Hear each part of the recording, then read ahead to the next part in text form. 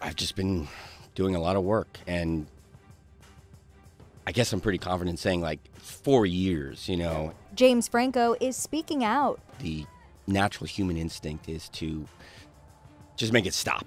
The 43-year-old actor is breaking his silence on the sexual misconduct lawsuit against him and taking an extended break from Hollywood in his first interview in nearly 4 years with SiriusXM's Jess Cagle.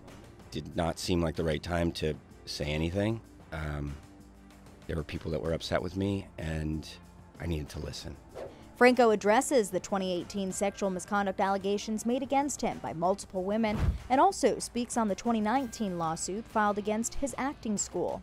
Well, in 2018, there were some complaints about me and an article about me, and at that moment, I just thought, I'm going to be quiet. I'm going to pause. ET confirmed in February of 2021 that Franco reached a settlement in the 2019 lawsuit by his former acting students, agreeing to $2,235,000.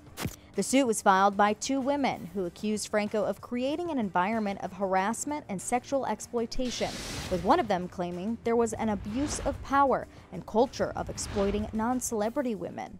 Look, I'll admit, I did sleep with students. Over the course of my teaching, I did sleep with students, and that was wrong. There were certain instances where, you know what, I was in a consensual thing with a student, and I shouldn't have been. The actor opens up in the interview about his past substance addiction and how it's changed his perspective. There were some issues that I had to deal with that were also related to addiction, and so I've really used my recovery background to kind of start examining this and changing who I was. I suppose at the time, my thinking was, if it's consensual, okay.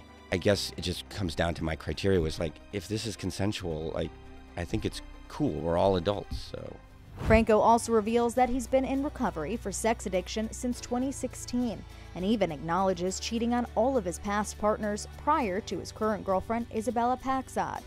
I could never be faithful to anybody, so I cheated on everyone before Isabel. Even my sponsor was like, you know, who's happily married, he's like, look, the cheating is dishonest. I don't think that's good for your sobriety. But if you're not dating someone and you want to go and hook up, like whatever happens between 2 consenting adults is fine. Like, that's what he said. The problem was I took that and I ran with it. He even goes on to admit he was completely blind to power dynamics and to people's feelings.